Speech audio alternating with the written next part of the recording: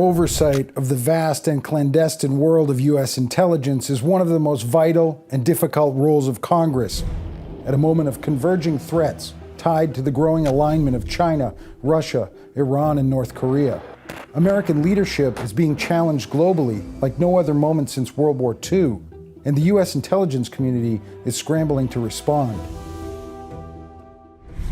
I'm Guy Taylor, National Security Editor at The Washington Times, and for this Threat Status Influencers interview, we're joined by House Permanent Select Committee on Intelligence Chairman Mike Turner, an Ohio Republican whose leadership on U.S. intelligence oversight is crucial to ensuring that the White House is effectively absorbing and acting on the most sensitive things known by the CIA, NSA, and other American spy agencies. Mr. Chairman, thank you so much for joining me. Let's jump right into this. The U.S. intelligence community's most recent annual threat assessment emphasized increasing aggression by China, Russia, Iran, and North Korea, but it really highlighted China, saying China right now has the capability to alter the rules-based world order in ways that support Beijing's power and authoritarian style of governance over that of the U.S.-led system of democracy around the globe. Do you agree with that aspect of it, or is your feeling something more nuanced, or is Russia the more immediate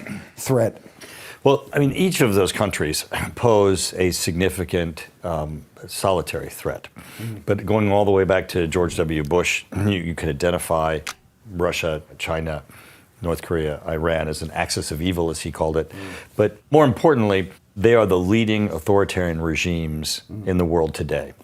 And the conflict that we see that's evolving is the conflict between authoritarian regimes and democracies. We saw President Xi of China standing in Moscow with Putin, stating on what we call an open mic, where they got caught, and he said, we, Putin and himself, are bringing about change that hasn't happened in 100 years. Well, we know what those 100 years are. That's World War I, World War II, and that was the fight between authoritarianism and democracy. They want to replay that. They would like authoritarianism to win, because they see democracy as a threat, not just with its lead in the world, but also as a threat to their regimes and a threat to their power.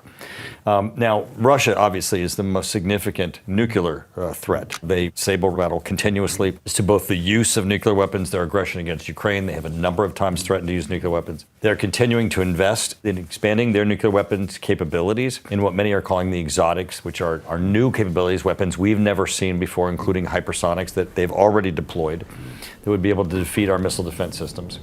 North Korea continues to grow its nuclear weapons capability. It now has ICBM capability that can hit the United States. We have limited missile defense capability that's directed at the threat of North Korea. But in addition to just being a threat to South Korea, they see their major adversary as the United States. Iran, of course, is the destabilizer in the Middle East, funding Hamas, Hezbollah, and the Houthis, where we see in the Houthis from Yemen, they're threatening commercial traffic shipping. And with Hezbollah and Hamas, they pose a significant threat to Israel, but also a destabilizing factor in both Syria and Lebanon, really destabilizing the entire Middle East.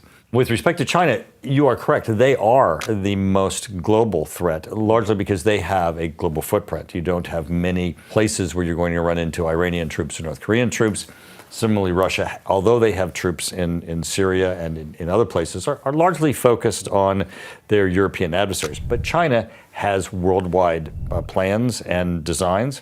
They're also enhancing their nuclear weapons capability. But that is where you see sort of the conflict between the United States and China. Is the United States doing enough to reform the posture of the biggest intelligence agencies, the CIA, the NSA, to address the growing China threat, or this global threat, as you framed it? The biggest gap, I think, in the evolving threat and what we're doing in the intelligence community is a funding issue. We have funded our intelligence gathering as if we're looking at how to deter or counter the growth of our adversaries in 5 and 10 years. Where our adversaries are looking at that they may be in a conflict with us in 5 to 10 years. So we need to be at the pace of understanding that if we have to rise to the level of an actual conflict to push back one of these world adversaries that see themselves as having designs on destabilizing the world, we're going to need intelligence at not just a level of understanding what they're doing, but as an actionable level. Are we there? I mean, no, we're not. We have great intelligence. We have the best intelligence in the world. But it's still not to the level where we can effectively use it to impact the outcome. And that's what, rather than just our having an understanding of what our adversaries are doing. That sounds like a deterrence issue. And what I hear from high-level formers from the intelligence community pretty regularly is that we're living in an era now of failed U.S. deterrence. How do you respond to that? If you look at our major platforms, our nuclear weapons, our aircraft carriers, our space, these are all areas where our main adversaries, China and Russia, and of course to some extent North Korea and Iran, are seeking to counter our power and our capabilities. And the fact that we have not risen to that we have believed that our capabilities, having deterred our adversaries for 5 or more decades, have not grown in its capabilities. You brought up Russian hypersonic missiles.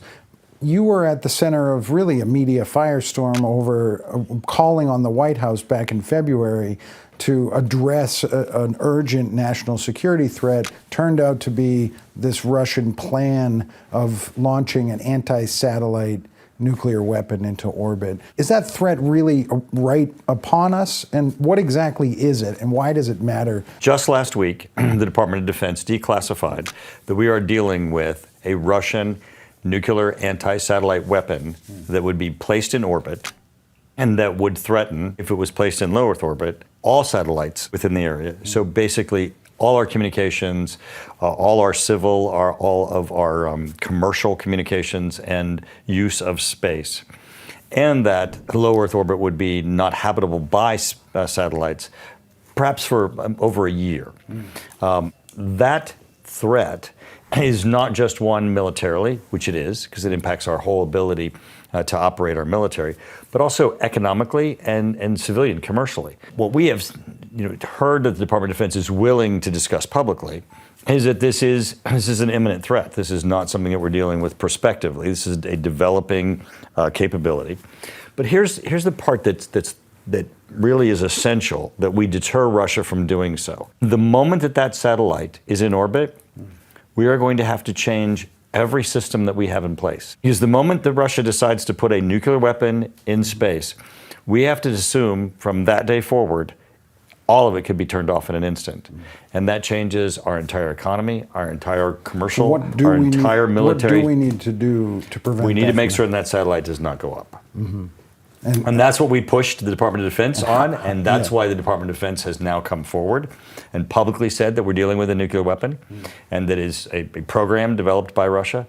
And I believe, and so do the other 26 members of my committee that voted to call on the White House to declassify this and to disclose it to our members of Congress, is that by at least publicly challenging Russia on this, that we can dissuade them in the near term from putting this in space, because this is indiscriminate. China loses its space use too.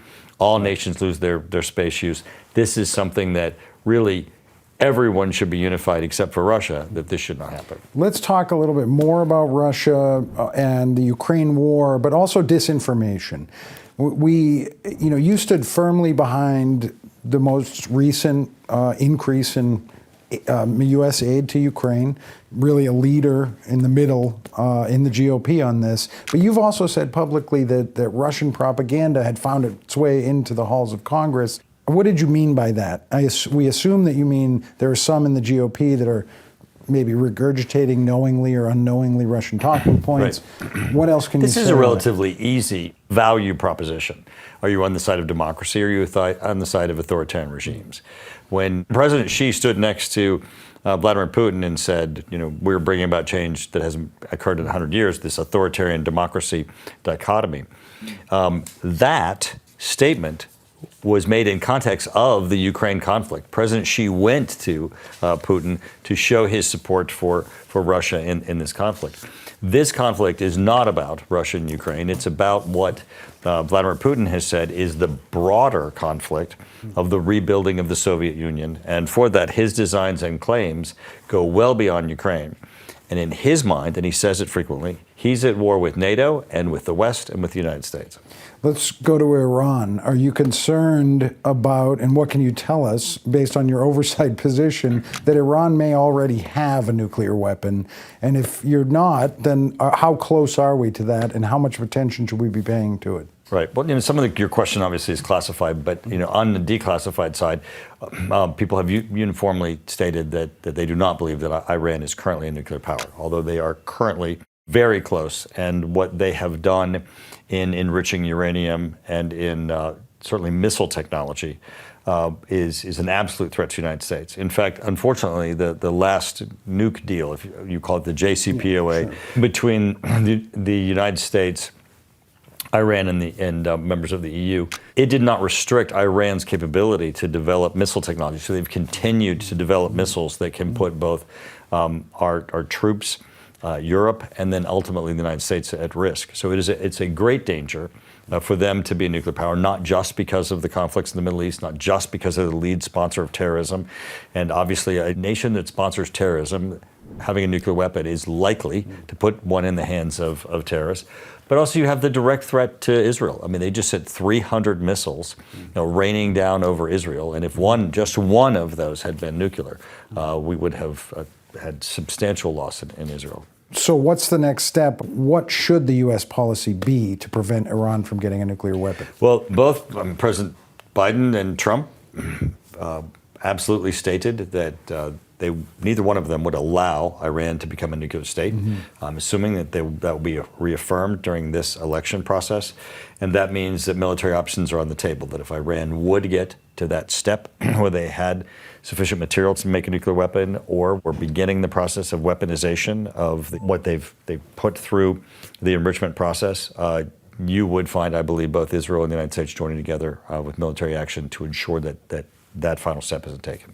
Last question on FISA and the recent reauthorization and reform of the Foreign Intelligence Surveillance Act, Section 702. You played a pretty big role in getting that through, and there are critics that say not enough is done to protect Americans from getting caught up in the spying, that there are some little warrant-type expansions for the FBI if they were going to be looking at American communications that were caught up while looking at a foreign target. How do you respond to that? Well, most of this is misunderstanding. The law itself already prevents and prohibits targeting or spying on United States citizens or Americans or people who are located in the United States. So frequently, the media incorrectly states that this is some mass warrantless spying on Americans, and this is not. The statute itself specifically prohibits any surveillance of people, Americans located in the United States, and it is court supervised and approved. The people that, by statute, that there is surveillance are foreigners abroad, a limited number. They have to actually represent a national security threat. There are about 250,000 that are put through a court process. A very secretive court process in the FISA all court. warrant processes are secretive. There is no portion in our courts anywhere where anyone goes to get a warrant. Intel Committee Chairman, you have These are foreigners located abroad. Right. They are not Americans. Even for Americans, where a court process seeks to surveillance on them if they're criminals or they're engaged in, let's say, drug activity, that warrant process is secretive. Our courts are not open because obviously you don't want people who are involved in criminal activity to be aware that they're going to be under surveillance. This has nothing to do with domestic activities. This is totally foreigners located abroad, about 250,000. One of which, of course, is going to be the head of Hamas, the head of Hezbollah, the head of ISIS. And if there are Americans that correspond with the head of Hamas, the head of ISIS, or the head of Hezbollah, obviously, because we're spying on these individuals, their communications are going to be caught up in that. There should not be a warrant to look at Hamas's, Hezbollah's, or ISIS's communications, regardless of if an American decides that they want to communicate with these known terrorist organizations. Those that claim that we should have to get a warrant to look at data we've already collected that have already been under a court-supervised process as a significant national security threat, one, are putting in a cumbersome process to be able to keep Americans safe. But secondly, you'd have no real ability to get that that warrant, and you would be in a process where you would be unable to read Americans' communications with Hamas, Hezbollah, or ISIS. Now, by the way, Americans, it means people located in the United States, not citizens. Just anybody located in the United States. Including members of Congress. And the issue here is, if somebody sends an email to Hezbollah saying, hey, thank you for the bomb-making classes, you and your neighbors are going to want us to know that, because that's how we keep Americans safe. House Intelligence Committee Chairman Mike Turner, so informative, so insightful. Thank you so much for joining me for this edition of the Threat Status Influencers Series. I'm Guy Taylor. Until next time.